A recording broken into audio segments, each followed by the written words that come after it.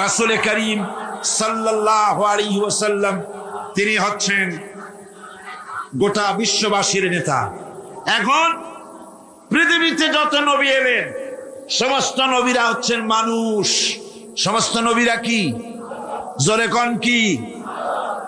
অনেকে আছেন এ ব্যাপারে আপত্তি তোলেন, তারা বলেন না নবীরা মানুষ না। আচ্ছা, নবীরা যদি মানুষ না হয় নবীরা কি? জেন। যদি জেন হয় তাহলে মানুষের চাইতে কি জেনের মর্যাদা বেশি? আচ্ছা, জেন না, মানুষও না, তবে কি ফেরেশতা? নবীরা যদি ফেরেশতা হয় তাহলে ফেরেশতার মর্যাদা মানুষের চাইতে বেশি না কম? মানুষের মর্যাদাই তো বেশি। সুতরাং নবীরা সব কি ছিলেন? বিশ্বাস করুন, আকীদাকে মজবুত করুন, সমস্ত নবীরা মানুষ ছিলেন। জোরে বলেন, সমস্ত নবীরা কি? আল্লাহ রাব্বুল আলামিন তার সম্পর্কে বলেছেন, নবীজি সম্পর্কে আল্লাহ পাক বলেন, নবী আপনি বলে দেন, কুল ইন্নামা আনা বাশারুম মিসলুকুম ইউহা ইলাইয়া আন্নামা ইলাহুকুম ইলাহু ওয়াহিদ। ও নবী আপনি বলেন, আমি তোমাদের মতোই মানুষ। ইন্নামা আনা বাশারুম মিসলুকুম, কত সহজ কথা। ইন্নামা, ইন্নামা আসে হসরের জন্য। আমি তোমাদের মতোই মানুষ, এতে কোনো সন্দেহ নাই। ইন্নামা আনা বাশারুম মিসলুকুম, তোমাদের মতো মানুষ। পার্থক্য হচ্ছে আমার কাছে ওহী আসে। পার্থক্য হলো আমার কাছে ওহী আসে। আরো পার্থক্য আছে। বেদাতপন্থীরা তারা যেন কথায় কোনো ফাঁক না পায়, সেই জন্য আপনাকে জিনিসটা বুঝে নিতে হবে। ওরা বলে যে তাফসীরের মাহফিলে বলা হয় রাসূল নাকি আমাদের মতো মানুষ, মানে আমরাও গুনাহ করি, রাসূলও গুনাহ করে, আমরাও মিথ্যা কথা কই, রাসূলও মিথ্যা কথা কয়, এই রকমের মানুষ। নাউযুবিল্লাহ। রাসূল আমাদের মতো মানুষ কি রকম? তার ব্যাখ্যা হলো, মা বাপের, পুরুষ এবং স্ত্রীর দুজনের বিশেষ প্রক্রিয়ায় যেমন এই পৃথিবীতে মানুষ জন্মগ্রহণ করেন, সমস্ত নবীরা সেইভাবে মায়ের পেট থেকে এসেছেন। এদিক থেকে আমাদের মতো মানুষ। সাধারণ মানুষেরা ঘুমায়, নবীরাও ঘুমান। সাধারণ মানুষেরা বাজার ঘাট করে, নবীরাও বাজার ঘাট করেছেন। নবীরা বিবাহ করেছেন, সাধারণ মানুষের মতোই বিবাহ করেছেন, বাচ্চা হয়েছে, খাওয়া দাওয়া করেছেন, পেশাব পায়খানা হয়েছে। মানুষে যা যা করে সব অনুরূপ ভাবে তারাও তাই করেন। এই হিসেবে তারা মানুষ। এই হিসেবে তারা কি? পার্থক্য কোথায়? পার্থক্য হলো পৃথিবীর সব মানুষ গুনাহ করতে পারে, আল্লাহর কোন নবী গুনাহ করতে পারে না। জোরে কোন সুবহানাল্লাহ। নবীরা মাসুম। সেই যে নবীরা মাসুম, সেই মাসুম কিন্তু 40 বছর বয়সের সময় যখন নবুয়ত পেলেন, সেইখান থেকে মাসুম তা নয়। নবীর জন্ম থেকে শুরু করে মৃত্যু পর্যন্ত, নবুয়তের আগেও মাসুম, পরেও মাসুম। জোরে কোন সুবহানাল্লাহ। কথা ক্লিয়ার হয়ে গেছে না? কথা ক্লিয়ার হয়েছে না? কোন নবীর কোন গুনাহ নাই। নবীরা মিথ্যা বলেন না, নবীরা শঠতামি করেন না, প্রবঞ্চনা করেন না, প্রতারণা করেন না। এদিক থেকে তারা হলেন সুপার কোয়ালিটির মানুষ। কি মানুষ? সুপার কোয়ালিটি, শ্রেষ্ঠ মানুষ। পৃথিবীর শ্রেষ্ঠ মানুষ কারা? আল্লাহর নবীরা। আমার বন্ধুগণ, নবীরা হচ্ছেন মানুষ। এই দিক থেকে আমরাও খাই, তারাও খান। এই জন্য কাফেররা বলতো, মা লিহাযার রাসূল, এ কি আশ্চর্য ধরনের রসুল, বাজারে যায় আমাদের মতো খানাফিনা করে, আমাদের মতো বিয়ে শাদী করে, কি আশ্চর্য ধরনের রসুল। ওরা আশ্চর্য হয়ে যেত। ওরা মনে করতো যে রসুল যিনি হবেন তিনি আবার এভাবে বাজারে যাবেন কেন, খাবেন কেন, তিনি একটা অতি মানব ধরনের হবেন। অতি মানব ধরনের তারা চিন্তা করত। আসলে আল্লাহ পাক মানুষের জন্য নবী, মানুষকেই নবী বানিয়ে সব চাইতে বড় এহসান করেছেন। কোন সুবহানাল্লাহ। আল্লাহ পাক কোরআনে কারীমের মধ্যে বলেন, এই পৃথিবীতে যদি ফেরেশতা বাস করত, মানুষ বাস না করে, قُلْ لَوْ كَانَ فِي الْأَرْضِ مَلَائِكَةٌ يَمْشُونَ مُطْمَئِنِّينَ لَنَزَّلْنَا عَلَيْهِمْ مِنَ السَّمَاءِ مَلَكًا رَسُولًا। আল্লাহ রাব্বুল আলামিন বলেন, নবী বলেন, এই পৃথিবীতে যদি ফেরেশতা চলাফেরা করত, এই পৃথিবী যদি ফেরেশতার বসবাসের জায়গা হতো, তাহলে মানুষকে নবী না বানায়া আমি ফেরেশতাদেরকে নবী বানায়া দিতাম। যেহেতু পৃথিবীতে বাস করে মানুষ, কাজী নবীও পাঠাইছি মানুষ। কথা কন না কেন? নবীও কি? সমস্ত নবীরা হচ্ছেন মানুষ। ভাইরা আমার, একটা চিন্তা করেন, ফেরেশতা যদি আমাদের জন্য নবী হতো, আমাদের জন্য তাহলে ihsan হতো না, কল্যাণ হতো না। কারণ ফেরেশতারা পুরুষও নয়, নারীও নয়। ফেরেশতাদের বউ নাই, বিবি নাই, বাল বাচ্চা নাই, তাদের কিছুই নাই, বাড়ি নাই, ঘর নাই, মোষ নাই, গরু নাই, কল নাই, কারখানা নাই, ক্ষেত নাই, খামার নাই, নির্বাচন নাই, ভোট নাই, তত্ত্বাবধায়ক সরকার নিয়ে কোনো মাথা ঘামানো নাই। এই ধরনের ফেরেশতা যদি মানুষের নবী হতো, মানুষের সমস্যার সমাধান কি তারা করতে পারতো নাকি? কন জোরে বলেন, পারতো? আরে বাবা, স্বামী স্ত্রীতে ঝগড়া লাগে কেন? তা ফেরেশতাই বুঝবি কি? তার তো নিজেরই বউ নাই, নিজে পুরুষই না। ফেরেশতা কোনো কলের মালিক নয়, কোনো কারখানার মালিক নয়। শ্রমিকরা মালিকের চামড়া খুলে নেব আমরা, এই যে স্লোগান দিল, এখন সমস্যার সমাধান কেমনে হবে? ফেরেশতাই কি সমস্যার সমাধান করবে? পারবে করতে? জমিনের আইল ঠেলাঠেলি হচ্ছে, মারামারি হচ্ছে, যুদ্ধ হয়, বিগ্রহ হয়, এগুলি ফেরেশতা কেমনে সমাধান করবে? আমাদের দেশে যে বর্তমান রাজনৈতিক সংকট হয়েছে, এই সংকট ফেরেশতাদের যদি দিয়ে দেওয়া হয়, ফেরেশতারা শুধু কাঁদবে আর বলবে, আল্লাহ এই বিপদে আমাদের কেন ফেলালে? মানুষের সমস্যা বোঝে মানুষে, মানুষের সমস্যা কে বোঝে? সেই জন্য আল্লাহ রাব্বুল আলামিন মানুষের জন্য নবী, মানুষকে নবী বানিয়ে গোটা বিশ্ববাসীর উপর আল্লাহ পাক ইহসান করেছেন। সুবহানাল্লাহ। জোরে কোন আলহামদুলিল্লাহ। ভাইরা আমার, নবীরা হচ্ছেন পৃথিবীর শ্রেষ্ঠ মানুষ। তাদের মতো শ্রেষ্ঠ মানুষ আর পৃথিবীতে নাই। তারা নিজের থেকে কোনো কথা বলেন না, তারা কথা বলেন আল্লাহর কথা। জোরে বলেন, কার কথা? নবীও মানুষ, আমরাও মানুষ। পার্থক্য আমি আপনাদের বুঝাই দিলাম।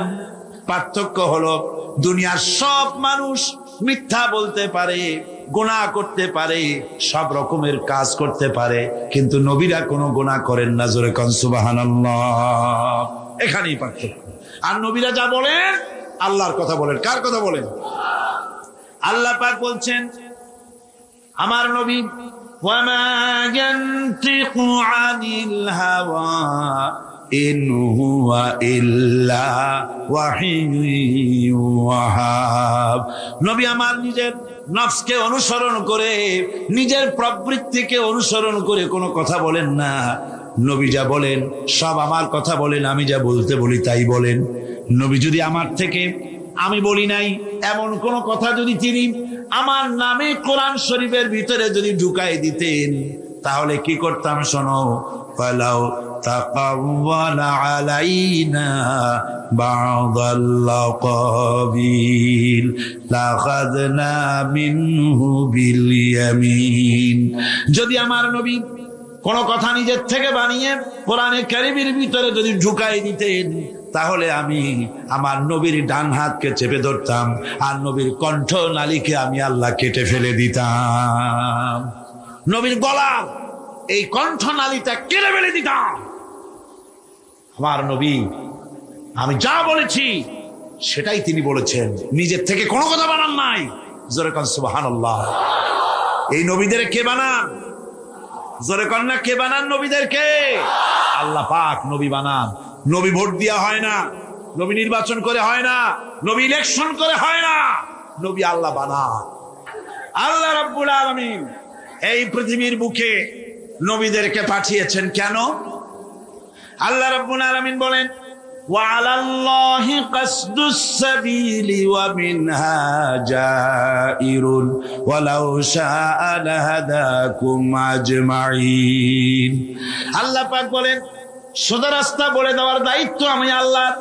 যেখানে রয়েছে অসংখ্য বাঁকা পথ সেখানে সোজা রাস্তা বলে দেওয়ার দায়িত্ব আমার। এই পৃথিবীতে অসংখ্য বাঁকা পথ আছে, সোজা পথ বলে দেবে আল্লাহ বলেন আমি সোজা পথ বলে দেব। সেই সোজা পথের নাম হলো ইসলাম। বলেন সোজা পথের নাম কি? সবাই বলেন সোজা পথের নাম কি?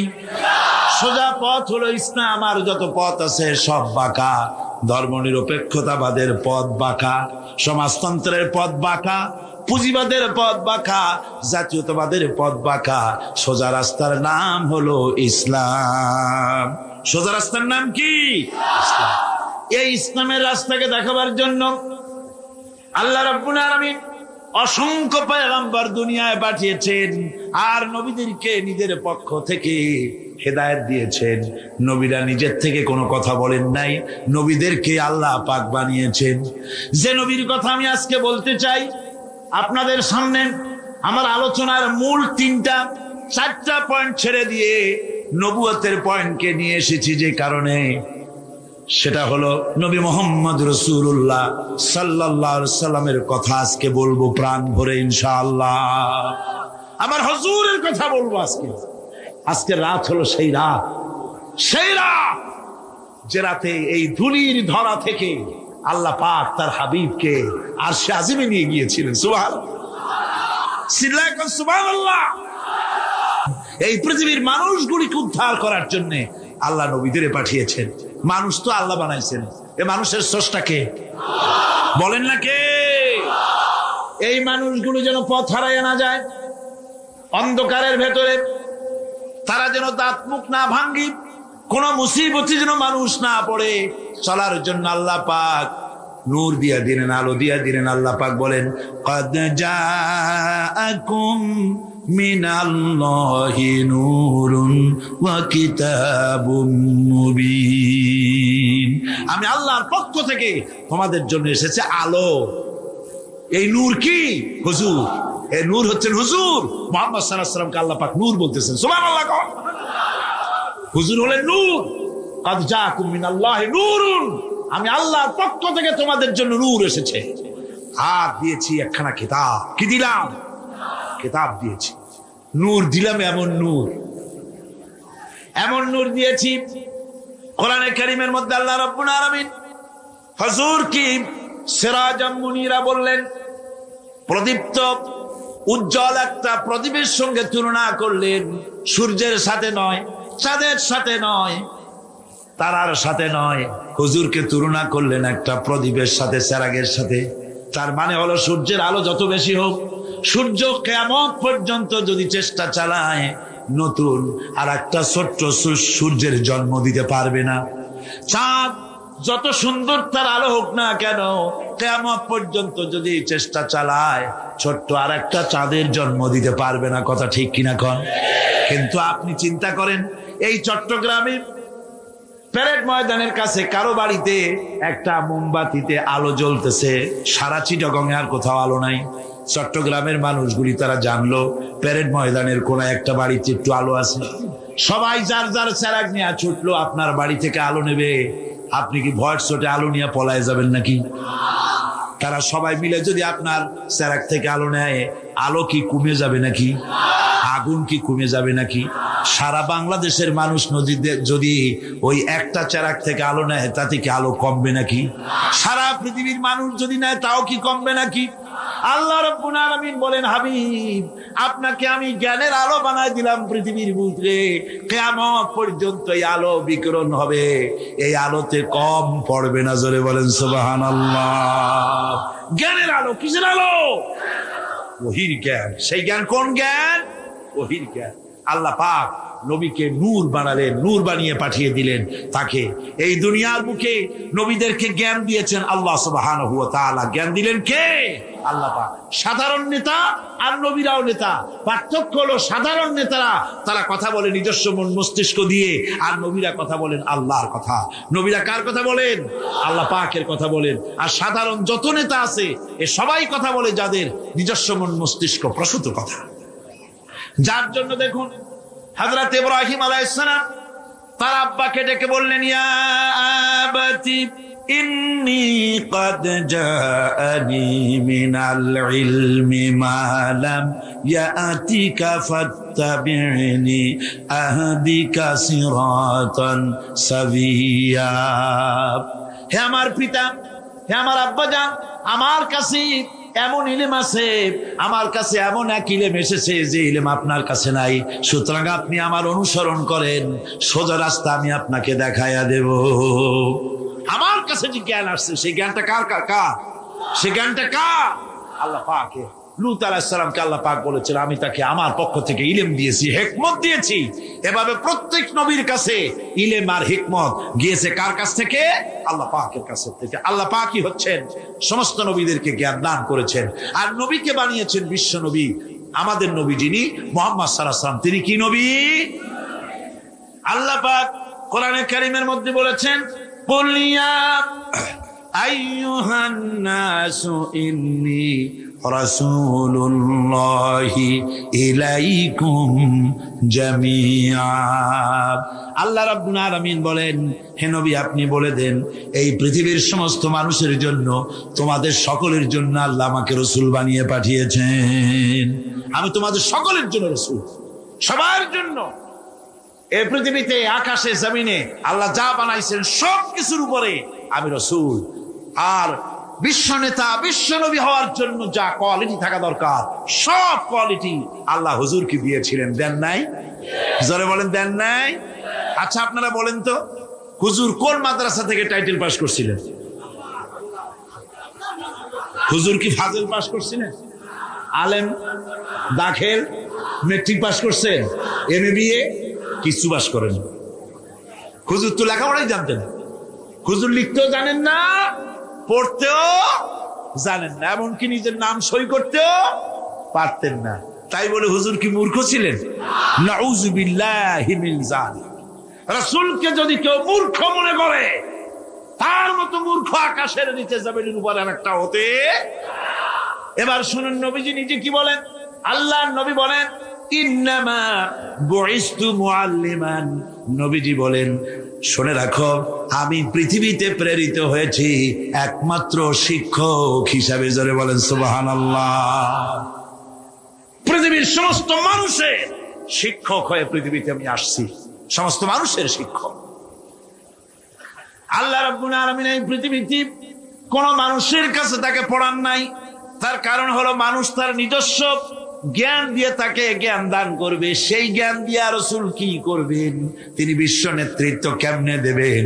এই জন্য অফুরন্ত জ্ঞানের মালিক যিনি, অসীম জ্ঞানের মালিক যিনি, সে আল্লাহ রাব্বুল আলামিন তার হাবিবকে নিজের পক্ষ থেকে জ্ঞানী বানাইয়া দিলেন। যার কারণে আজ পর্যন্ত নবীজির কোন কথা এমনটি প্রমাণিত হয়নি যে নবীজির ওই কথাটা অবৈজ্ঞানিক, আজকের যুগে চলতে পারে না, এমন কথা কেউ বলতে পারে নাই। সুবহানাল্লাহ কর, যারা কর সুবহানাল্লাহ। ভাইরা আমার, নবীর প্রত্যেকটি কথা সায়েন্টিফিক কথা, প্রত্যেকটা কথা বিজ্ঞানের কথা। অথচ কোন বিজ্ঞানাগারে তিনি লেখাপড়া করেন নাই, কোন স্কুল কলেজে পড়াশোনা করেন নাই। নবী যা বলেছেন সব বলেছেন আল্লাহর জ্ঞান দিয়ে। যার জন্য অবশ্য কিছু ছেলেপেলে, কিছু আধুনিক শিক্ষিত লোক আছে যারা বলে যে ওই 1400 বছরের পুরানো কথাবার্তা আজকাল চলে টলে না, বলে না এরকম। আমি বলেছি এইসব ছেলেগুলোকে দাওয়াত দিয়া চায়ের দোকানে এক কাপ চা, একটা সিঙ্গাড়া খাওয়াবেন, তারপরে বলবেন বাবা এই পাইকারি কথাটা কইও না, খুচরা কথা কও। 1400 বছর আগে রাসূলের কথা চলতে পারে না, কোনটা পারে না ইন্ডিকেট করো, স্পেসিফিক কথা বলো। রাসূলের কোন কথাটা অচল সেটা বলো, বলতে পারবে না। তখন কিন্তু মুখ বন্ধ হয়ে যাবে, জবাব দিতে পারবে না, টেস্ট করে দেখে। তাহলে বলে কেন? বলে কোন সে কথা? বিশ্বকবি কবি সম্রাট আল্লামা ইকবাল রহমাতুল্লাহ আলাইহি বলেছেন, কেন এইসব কথা ওরা বলে? আল্লামা ইকবাল বলেছেন, উনহি কা মাহফিল সওয়ারতা হো, চরাগ মেরি হ্যায় রাত উনকি, उन्हीं का महफिल संवारता हो, चरग मेरी है रात उनकी, उन्हीं का मतलब कह रहा हूँ, जुबां मेरी है बात उनकी। আমি অন্যের মাহফিল সাজাই, নিজের কোনো মাহফিল নাই। আমি অন্যের রাতে সেরাক চালাই, আমার নিজের কোনো সেরাক টেরাক নাই। আমি অন্যের মতলব নিজের জিহ্বা দিয়া বলি, আমার নিজস্ব কোনো সে নাই, কোনো বক্তব্য নাই। আজকে যারা এই কথাগুলি বলে যে ইসলাম মানুষকে 1400 বছর আগের ইসলাম, পুরানা ইসলাম কিছু দিতে পারে না, এই লোকগুলির জিহ্বার উপরে ভর করেছে পেন্টাগন, ভর করেছে পিকিং, ভর করেছে মস্কো, ভর করেছে শান্তি নিকেতন। কথা ঠিক কিনা কর? জোরে বলেন ঠিক কিনা? আল্লামা ইকবাল, আল্লাহ তাকে জান্নাতুল ফেরদাউস নসিব করুন। জোরে কোন আমিন। আমি ওনার ছবি দেখে, আমি ওনার দারুণ ভক্ত। পৃথিবীতে যত কবির কবিতা আমি পড়েছি, আল্লামা ইকবাল আমার প্রিয় কবি। আমি ওনার ছবি দেখে চিন্তা করছি, এই রকমের দাড়ি কামানো মানুষ, এই রকমের মুসলা মানুষ এত সুন্দর সুন্দর কথা পাইলো কই? তার প্রত্যেকটি লেখা কোরআনে কারীমের তরজমা তাফসীর হয়ে বেরিয়েছে। এটা হলো কি করে? পাশ্চাত্যে লেখাপড়া করেছেন, অক্সফোর্ডে লেখাপড়া করেছেন, হলো কি করে? এরপর একটা কবিতা আমার সামনে পড়ে গেল, ওনার লেখা। আমার তখন জেহেন সাফ হয়ে গেল, উনি পেলেন কো। উনি লিখেছেন, खीरा न कर सका, खीरा न कर सका मगरिब की दानिश, सुरमा था आग का मेरा खाके मदीना। পাশ্চাত্যের চাকচিক্য আমার চক্ষুকে প্রতারিত করতে পারে নাই, কারণ মদিনার ধুলাবালিগুলি আমার চোখের উপরে সুরমার মতো লাগানো ছিল। সুতরাং পাশ্চাত্য আমাকে প্রতারিত করতে পারেনি। আমি এই কবিতার আলোকে আমি আল্লাহর নামে কসম করে বলতে পারি, যদি আমার দেশের কলেজগুলিতে, আমার দেশের বিশ্ববিদ্যালয়গুলিতে যদি আল্লাহর এই কোরআনটা পড়ানো হতো, আহারে বলেন, কলেজে কোরআন শরীফ পড়ানো হয়, বিশ্ববিদ্যালয়ে কোরআন পড়ানো হয়, সব পড়ানো হয়, কিন্তু কোরআন পড়ানো হয় না। আমি আল্লাহর নামে শপথ করে বলতে পারি, আমাদের দেশের কলেজ আর বিশ্ববিদ্যালয়গুলিতে এই কোরআনে কারীমের তাফসীর যদি পড়ানো হতো, একেবারে ক্লাস 8 থেকে শুরু করে মাস্টার ডিগ্রি পর্যন্ত কোরআনের তাফসীর যদি পড়ানো হতো, নবীজির হাদিস যদি পড়ানো হতো, আমি কোরআন হাতে নিয়ে আল্লাহর নামে শপথ করে বলতে পারি, বিশ্ববিদ্যালয় আর কলেজগুলি আমাদেরকে ডাকাত আর সন্ত্রাসী উপহার দিত না। কলেজ বিশ্ববিদ্যালয় আমাদেরকে উপহার দিত খালিদ বিন ওয়ালিদ, আমাদেরকে উপহার দিত গাজী সালাউদ্দিন, আমাদেরকে উপহার দিত শহীদ তিতুমীর, টিপু সুলতান, শাহ মজনুন। এগুলি আমাদেরকে উপহার দিত বিশ্বের সেরা সেরা নাম করা ইসলামী চিন্তাবিদ। হাস তাই বাংলাদেশের একজন কবি খুব দুঃখ করে বলেছিলেন, তাহলে কি আমাকে বলতে হবে ঢাকা বিশ্ববিদ্যালয় সেটা কি একটি ডাকাতদের গ্রাম? এ নিয়ে বহুত সমালোচনা হয়েছিল, কিন্তু পরে দেখা গেল যে কথা একেবারে তিনি মিথ্যে বলেননি, অযৌক্তিক বলেন নাই।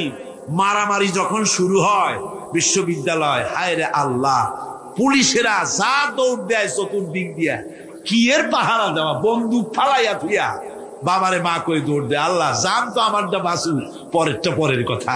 আমার বন্ধুগণ, যার কথা আজ আমি বলতেছি, জনাবে মুহাম্মদুর রাসূলুল্লাহ সাল্লাল্লাহু আলাইহি ওয়াসাল্লাম, আল্লাহ রাব্বুল আলামিন এই পৃথিবীর বুকে তাকে সবচাইতে বেশি মর্যাদা দিলেন, সবচাইতে বেশি সম্মান দিলেন।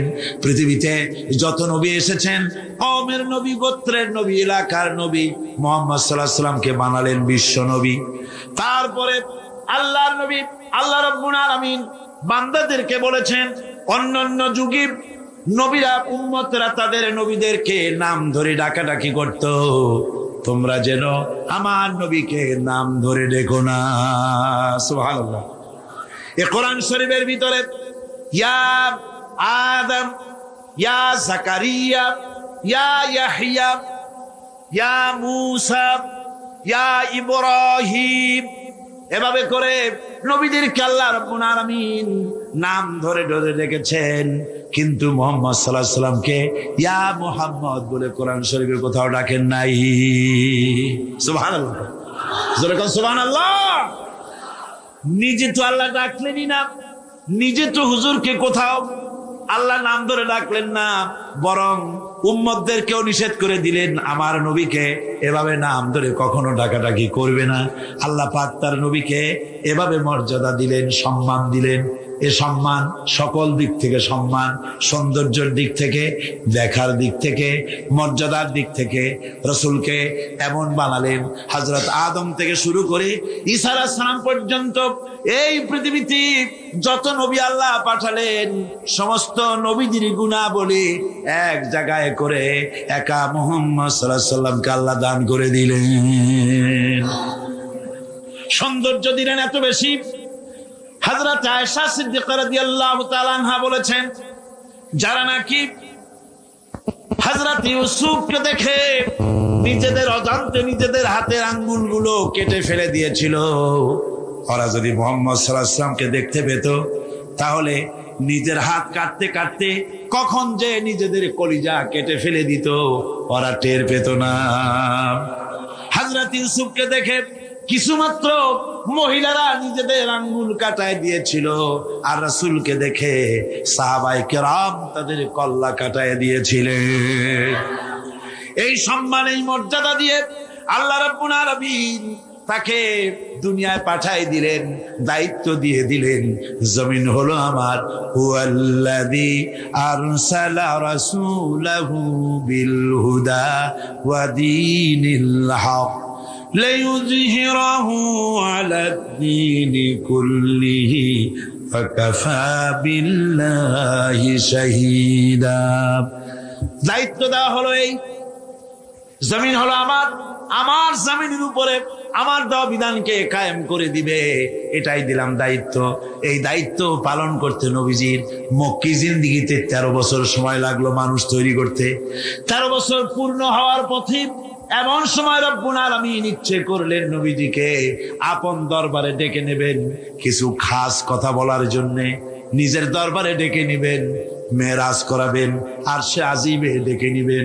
এই পৃথিবীর কোন পয়গম্বরের কিসমতে যা হয় নাই, আপনার আমার নবী মুহাম্মদ সাল্লাল্লাহু আলাইহি ওয়াসাল্লামকে আল্লাহ রাব্বুল আলামিন সেই মর্যাদা দিয়েছেন। জোরে কোন সুবহানাল্লাহ। ধুলির ধরা থেকে রাসূলকে আরশে আজিমে নিয়ে যাওয়া হবে। বোরাক এলো।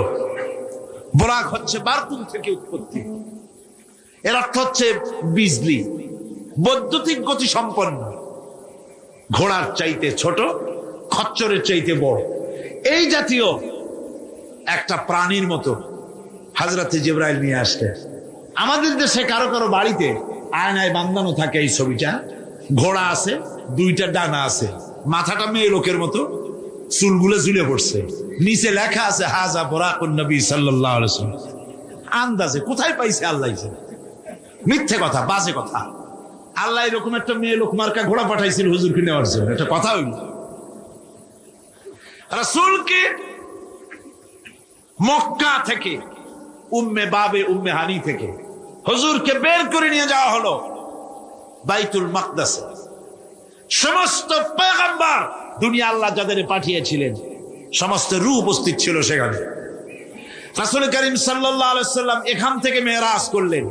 এতটুকুন ছিল ইসরা। কোরআনে কারীম বলছে, আজকের কারি সাহেব যেখান থেকে তেলাওয়াত করেছিলেন, সুবহানাল্লাযী আসরা বিআবদিহি লাইলাম মিনাল মাসজিদিল হারামি ইলাল মাসজিদিল আকসা ইলা আখিরিল আয়াত।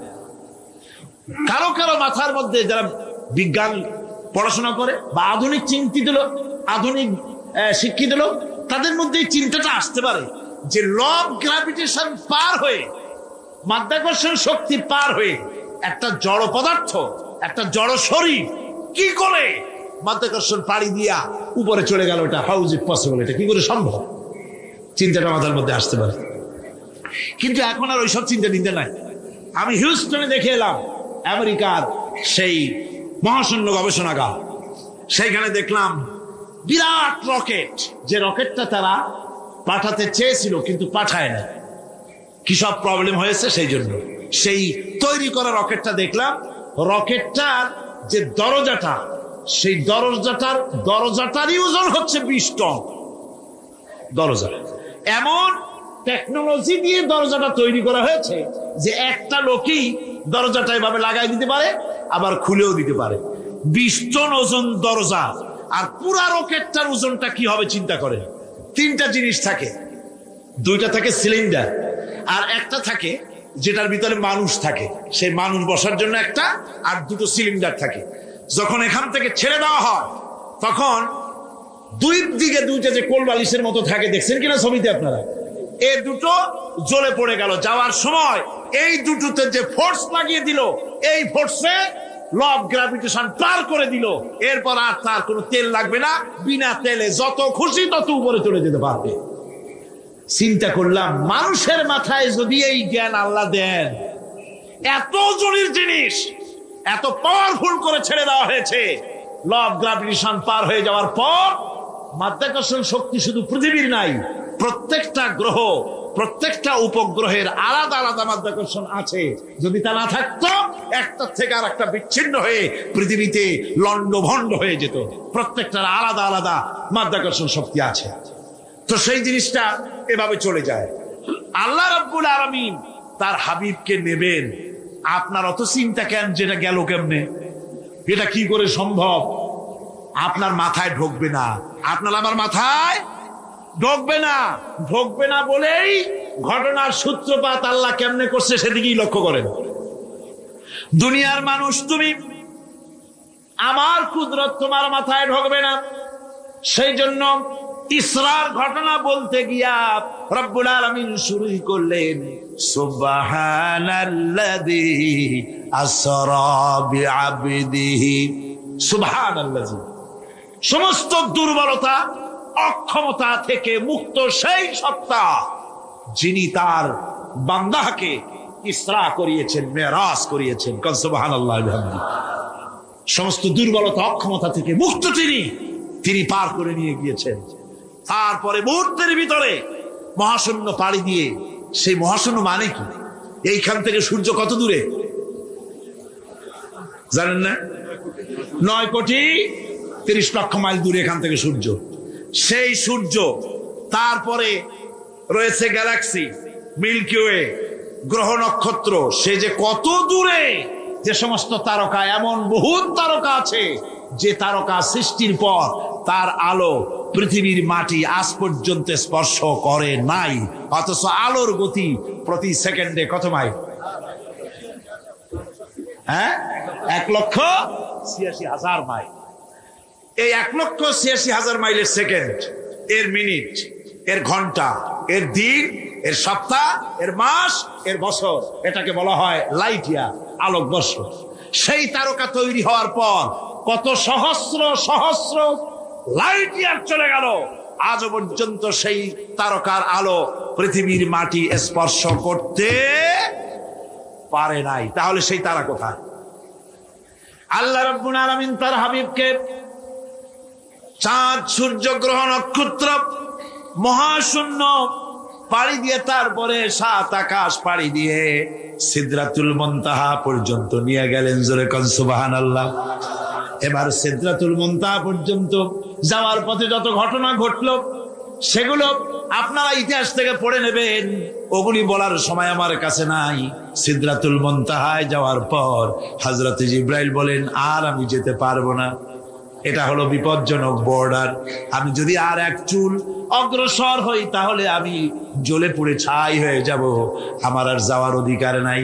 হুজুর সেখানে বসে থাকলেন। জিবরাইল বলে গেলেন, এখান থেকে আপনাকে নেওয়ার কুদরতি ব্যবস্থা হয়ে যাবে।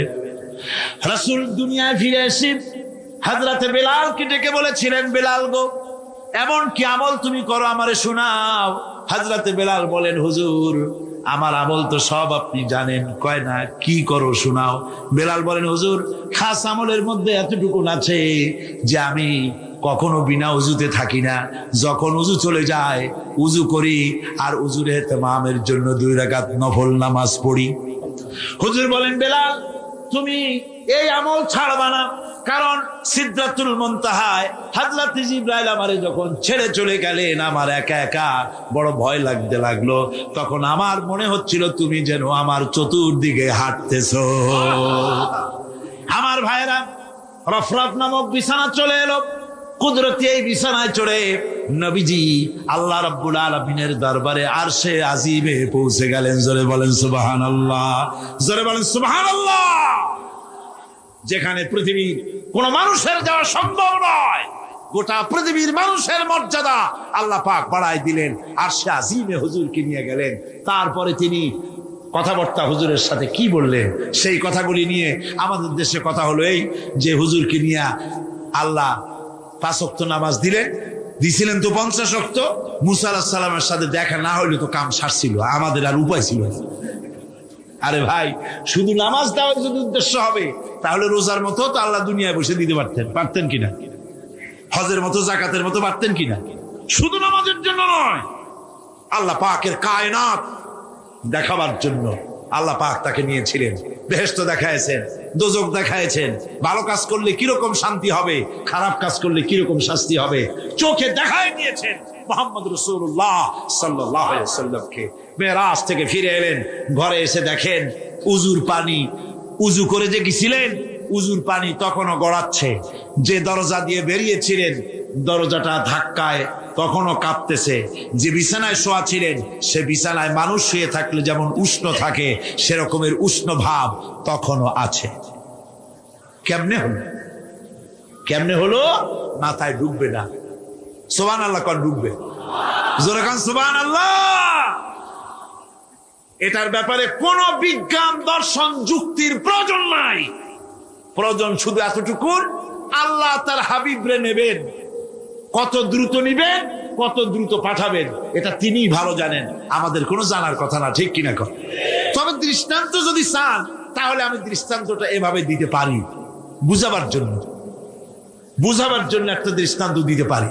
সেটা হলো এই, ধরেন বাংলাদেশে কোনো প্রেসিডেন্ট আসবে, পৃথিবীর যে কোনো দেশের এক প্রেসিডেন্ট আসবে। এটা আসার যখন খবর হয়ে যাবে তখন পত্র পত্রিকায় রুট বলে দেওয়া হয়, এই রুটে রাষ্ট্রীয় মেহমান রাষ্ট্রীয় অতিথি ভবনে আসবেন, এই রাস্তা দিয়ে সাধারণ ট্রাফিক চলাচল বন্ধ থাকবে। এয়ারপোর্ট থেকে নিয়ে রাষ্ট্রীয় অতিথি ভবন পর্যন্ত মেহমান না আসা পর্যন্ত সমস্ত ট্রাফিক চলাচল বন্ধ। মেহমান পৌঁছে যাবে, তারপরে আবার স্বাভাবিক ট্রাফিক চলবে। এটা জানেন কিনা? এইটা যদি পৃথিবীর সামান্য সলিমদ্দি কসিমদ্দি এই জন্য বলছি, আজ আছে কাল নাই, ঠিক কিনা গণ। আজ মন্ত্রিত্ব গেল, কালকে রাস্তায় দাঁড়ায় বলবে রিকশাওয়ালা আমার একটু নেওয়া, বাজারে মাছ কিনতে যাব, ঠিক কিনা। সুতরাং এদের তো কোনো মর্যাদা নাই, আজ আছে কাল নাই। এই দুনিয়ার সলিমদ্দি কসিমদ্দির জন্য যদি এভাবে ট্রাফিক চলাচল বন্ধ করে দেওয়া হয় তাহলে আকাশ এবং জমিনে আল্লাহ রাব্বুল আলামিনের সর্বশ্রেষ্ঠ মেহমান জনাবে মুহাম্মদ রাসূলুল্লাহ সাল্লাল্লাহু আলাইহি সাল্লাম, এই মেহমান আল্লাহর দরবারে যাবেন। আল্লাহ যদি বলে দিয়ে থাকেন, আল্লাহ যদি হুকুম করে থাকেন, সময়ের গতি, বার্ষিক গতি, আহ্নিক গতি, আকাশের গতি, সূর্যের গতি, সময়ের গতি, রাত 3টা 45 মিনিট 10 সেকেন্ড, এখন সমস্ত গতি স্তব্ধ হয়ে যায়। আমার হাবিব আমার দরবার থেকে ঘুরে যখন ঘরে ফিরে যাবেন, আবার 3:45 11 থেকে শুরু হয়ে যাবি। যদি আল্লাহ এমনটি করে থাকেন, তাহলে উজুর পানি গড়াতে দেখা আর দরজা কাঁপতে দেখা অসম্ভব। জোরে বলেন অসম্ভব। এটা আমি একটা দৃষ্টান্ত দিলাম মাত্র। আসলে আল্লাহ পাক করিয়েছেন তার হাবিবকে। কোন কাইফিয়াতে কিভাবে নিয়েছেন? আল্লাহ নিয়েছেন তার হাবিব রে। আপনার চিন্তা করার কোনো দরকার নাই, ঘুম নষ্ট করে দরকার নাই। আল্লাহ তার হাবিবকে মেরাজ করিয়েছেন। জোরে কোন সুবহানাল্লাহ, চিল্লায় কোন সুবহানাল্লাহ। ভাইরা আমার, নবীজি মেরাজ থেকে ফিরে এলেন, এবার আসল দায়িত্ব এসে গিয়েছে। মেরাজের পরই মদিনা মুনাওয়ারায় রাসূলুল্লাহ হিজরত করলেন। এই হিজরতের পর আল্লাহর নবী মদিনা শরীফে এসে ইসলামী স্টেট কায়েম করে দিলেন। আজ নবী প্রেসিডেন্ট হয়ে গেছেন। জোরে কোন সুবহানাল্লাহ, জোরে সরে বলেন সুবহানাল্লাহ। আমার বন্ধুগণ, নবীজির টুপি সুন্নত। নবীজির টুপিটা মাথায় লাগাই। নবীজি মিষ্টি পছন্দ করতেন, মিষ্টি সুন্নতটা পছন্দ করি। নবীজি কদু খাইতেন, কদু খাওয়া সুন্নতটা পছন্দ করি। নবীজি চোখে সুরমা লাগাতেন, সুরমা লাগানোর সুন্নত পছন্দ করি। কিন্তু নবীজি রাষ্ট্র দখল করে প্রেসিডেন্ট হয়েছিলেন, আর আল্লাহর দিন কায়েমের জন্য তায়েফে যে রক্ত দিয়েছিলেন সেটাও যে সুন্নত। আবার ওহদে যে দান মোবারক শহীদ হয়েছিল সেটাও যে সুন্নত। মা বাপের জায়গা জমি ঘর বাড়ি ছেড়ে দিয়ে হিজরত করেছিলেন। এই সুন্নত বড় কঠিন। এই কঠিন সুন্নতের কাছে মুসলমানের পাওয়া যায় না, ঠিক কিনা? এই সুন্নত গুলি পালন করা কঠিন। নবীর কোন সুন্নত ছোট নয়। নবীর কোন সুন্নত ছোট? মিয়া সাহেব মনে রাখেন, গোটা আকাশ গোটা জমিন যদি বিক্রি করা হয়, রাসূলুল্লাহর একটা সুন্নতের মূল্য দেওয়া যাবে না। আল্লাহু আকবার বল। রাসূলের সুন্নতের এত মর্যাদা। সুতরাং রাসূলুল্লাহ আল্লাহর নবী পৃথিবীতে এলেন। আমরা রাসূলের এই সব সহজ পালনের সুন্নত গুলির পথে আছি, কিন্তু কঠিন সুন্নতের কাছে নাই, ঠিক কিনা? ঠিক কিনা? আমার বন্ধুগণ, নবীজি মদিনা এলেন। আজ নবীজি প্রেসিডেন্ট। নবীর উপর ঈমান আনার অর্থ কি? ঈমান আনার অর্থ এটা শুধু নয় রবিউল আউয়াল মাস এলো আর ইয়া নবী সালাম আলাইকা, ইয়া রাসূল সালাম আলাইকা, তুম পর লাখো সালাম, হাজারো সালাম, কোটি সালাম। এরপরে বাজারের সব মিষ্টিগুলি খাইয়া ভাবলাম, যেন বলে দিলাম রসুল দেখো তোমারে কত ভালোবাসি, তোমার মহব্বতে বিরাট একটা মিছিল করছি, তোমার মহব্বতে বাজারের সব মিষ্টি খাইয়া ভালাইছি, বলো আর কত তোমারে ভালোবাসা যায়। আহারে, ওই নবীরে গাল দেওয়া হলো। কয়জন তোমরা মরছো? নবীরে গাল দেওয়া হলো। নবীর সুন্নাত ভুলণ্ঠিত হতেছে। নবী যেই উদ্দেশ্যে এসেছিলেন পৃথিবীতে, দান মোবারক শহীদ করে দিয়েছিলেন, সেই ইসলাম জমিন থেকে বিদায় হয়ে যায়। সেজন্য কি অবদান তোমার? শুধু মিলাদ পড়লে পরে নবীজির ওই সুন্নত, নবীর ইমানের হক আদায় হবে না। জোরে বলেন হবে নাকি? কি কোন হবে? হবে না। রাসূলুল্লাহ মদিনায় আসলেন। আজ রাসূল প্রেসিডেন্ট। সুবহানাল্লাহ। প্রেসিডেন্ট, রাষ্ট্রপতি। রাসূলুল্লাহ রাষ্ট্রপতি হয়েছেন। দুনিয়ায় আরো তো কত রাষ্ট্রপতি। দুনিয়ায় যত রাষ্ট্রপতি হলো, ক্ষমতায় থাকাকালীন দেশি ব্যাংকে বিদেশি ব্যাংকে জনমের মতো টাকা জমা করলো। ক্ষমতায় থাকলে টের পাওয়া যায় না।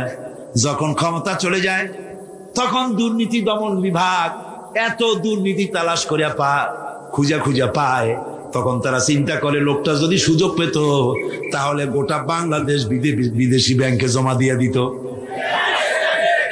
ঠিক কিনা? সুতরাং বুঝতে হবে, আজ রাসূলের আদর্শ, রাসূল রাষ্ট্রপ্রধান ছিলেন, সেই রকম রাষ্ট্রপ্রধান চাই। রাসূল প্রেসিডেন্ট, ঘরে খাবার নাই। আহা, ঘরে খাবার নাই। নবীর উপর ঈমান শুধু দরুদ পড়ে হবে না, দরুদ তো পড়বই, কারণ রাসূলুল্লাহ বলেছেন আমার নামে যদি একবার কেউ দরুদ পড়ে আল্লাহ পাক তার আমলনামায় 10টা নেকি লিখবেন, আর আমলনামা থেকে 10টা গুনাহ আল্লাহ মাফ করে দিবেন। সুবহানাল্লাহ। দরুদ তো পড়বই, কিন্তু শুধু দরুদ নয়, রাসূলুল্লাহ প্রেসিডেন্ট, আহা ঘরে খাবার নাই। আমার মা, আমাদের মা হযরত আয়েশা সিদ্দিকা রাদিয়াল্লাহু তাআলা আনহা বলেছেন, নবী পরিবারের ঘরে মুসালসাল এমন অনেক রাত চলে গেছে, অনেক দিন চলে গেছে, মাস চলে গেছে, নবীর ঘরে চুলায় আগুন জ্বলে নাই। রাসূলুল্লাহ ক্ষুধার্ত হয়ে ঘরের মধ্যে প্রবেশ করেছেন, বলেছেন, আয়েশা রে, সারাদিন কাজ করে করে হয়রান হয়ে গেছি, আমার একটু খাবার দাও। হযরত আয়েশা কেঁদে কেঁদে বলেন, ইয়া রাসূলুল্লাহ, আল্লাহর নামে কসম করে বলি, আমি আয়েশার ঘরে পানি ছাড়া কোনো খাবার নাই। এই ছিল রাসূলুল্লাহ রাষ্ট্রপ্রধান, মানুষের দুয়ারে দুয়ারে পৌঁছেছে, খাবার পৌঁছে দিয়েছেন। আর চুরি নাই, ডাকাতি নাই, জেনা নাই, ব্যভিচার নাই, ধর্ষণ নাই, দরজা খুলে মানুষ ঘুমাবার সুযোগ পেয়েছে। রাসূলুল্লাহ বলছেন, খায়রুল কুরুনি কারনি, শ্রেষ্ঠ যুগ আমার যুগ। শ্রেষ্ঠ যুগ কার যুগ? নবীর যুগ। সেই যুগ রাসূলুল্লাহ বাজারে যাচ্ছেন, বাড়ি বাড়ি গিয়ে বলছেন, এতিমেরা, ও বিধবারা, বাজার যদি না থাকে আমাকে বলো, আমি তোমাদের বাজার করে দেব। সুবহানাল্লাহ বিহামদিহি, সুবহানাল্লাহ কোন ভাইয়ের আমার। হযরত ওমর রাদিয়াল্লাহু তাআলা আনহু বলেন, আমি রাসূলুল্লাহর খেদমতে গিয়েছিলাম, হুজুরকে গিয়ে সালাম দিলাম, আল্লাহর নবী শোয়া ছিলেন, তিনি উঠে যখন বসলেন, আমি দেখতে পেলাম নবীজি যে শোয়া ছিলেন তা ছিল দড়ি দিয়ে বুনানো একটা খাটিয়া, ওই খাটিয়ার উপরে শোয়া ছিলেন। পিঠের দিকে তাকায় দেখলাম ওখানে কোনো বিছানা নাই, চাদর নাই, বালিশ নাই, এমন জায়গায় রাসূলুল্লাহ হাত মোবারক মাথার তলে দিয়া দড়ির উপরে শোয়া ছিলেন। দড়ির বুনানো খাটিয়া আজও মক্কা মদিনায় রাস্তায় রাস্তায় দেখা যায় খাটিয়াগুলা, এর উপরে হুজুর শোয়া। হুজুর যখন বসতেন দেখলাম তাকায়া রসুলের পিঠে দড়িগুলার দাগ কেটে আছে। আমি বাচ্চা শিশুর মতো কেঁদে ফেললাম, বললাম, ইয়া রাসূলুল্লাহ, এই পৃথিবীর কাফির বেঈমানেরা এত সুখ করলো, আর আপনার পিঠে দড়ির দাগ আমার সহ্য হয় না, হুজুর অনুমতি দেন আপনার জন্য একটা তোশক বানাইয়া দেই। রাসূল আমার বলেন, ওমর রে, এই পৃথিবীতে আমি সুখ করতে আসি নাই, শান্তি করতে আসি নাই, আমি পৃথিবীতে এসেছি মানবতার মুক্তির জন্য। আমি যদি ইচ্ছা করি আর ওহদ পাহাড়টারে বলি, ওহদ পাহাড় আমার জন্য সোনায় পরিণত হয়ে যা, ওহদের আস্ত পাহাড়টা আমার জন্য সোনা হয়ে যেতে পারে। মানুষের আজ আর খাবারের অভাব নাই। রাসূলুল্লাহ ব্যাংক চালু করে দিলেন, কোন সুবহানাল্লাহ, জোরে কোন আলহামদুলিল্লাহ। নবী আমার ব্যাংক তৈরি করলেন, ব্যাংকের নাম রাখলেন বাইতুল মাল। বলেন কি নাম রাখছেন? বাইতুল মাল। ব্যাংক তৈরি করে রাসূলুল্লাহ মসজিদে নববীর ভিতরে বসে ব্যাংক উদ্বোধন করলেন। আমার বন্ধুগণ, রাসূলুল্লাহ ব্যাংক উদ্বোধন করলেন। ব্যাংক উদ্বোধন করতে গিয়া আল্লাহ নবী বললেন, মান তারাকা দায়নান আও দিয়ান ফালাইয়া। আমার রাষ্ট্রের ভিতরে কোন মানুষ যদি ঋণগ্রস্ত অবস্থায় মারা যায়, তাহলে ওই ঋণ পরিশোধ করার মতো অর্থ যদি তার কাছে না থাকে, তাহলে তার ঋণের বোঝা, তার বিবি বাল বাচ্চার বোঝা, সব বোঝা আমি মুহাম্মদ সাল্লাল্লাহু আলাইহি ওয়াসাল্লাম আমার কাঁধের উপরে উঠাইয়া নিলাম। সুবহানাল্লাহ বলেন। এমন এক রাষ্ট্র ব্যবস্থা কায়েম করেছিলেন আমার নবী। বন্ধুগণ, এখনই মুনাজাত হবে। আল্লাহুম্মা আমিন। রব্বানা যালামনা আনফুসানা ওয়া ইন লাম তাগফির লানা ওয়া তারহামনা লানাকুনান্না মিনাল খাসিরিন। রব্বানা যালামনা আনফুসানা ওয়া ইন লাম তাগফির লানা ওয়া তারহামনা লানাকুনান্না মিনাল খাসিরিন। রব্বানা লা তুযিগ কুলুবানা বা'দা ইয হাদাইতানা ওয়া হাব লানা মিন লাদুনকা রাহমাতান ইন্নাকা আনতাল ওয়াহ্হাব। রব্বানা তাকাব্বাল মিন্না ইন্নাকা আনতাস সামিউল আলিম ওয়া তুব আলাইনা ইন্নাকা আনতাত তাওয়াবুর রহিম। সুবহান রাব্বিকা রাব্বিল ইজ্জাতি আম্মা ইয়াসিফুন ওয়া সালামুন আলাল মুরসালিন আলহামদুলিল্লাহি রাব্বিল আলামিন ওয়া জাআল আখিরা কালিমাতিনা ইনদাল মাউত লা ইলাহা ইল্লাল্লাহু মুহাম্মাদুর রাসূলুল্লাহ।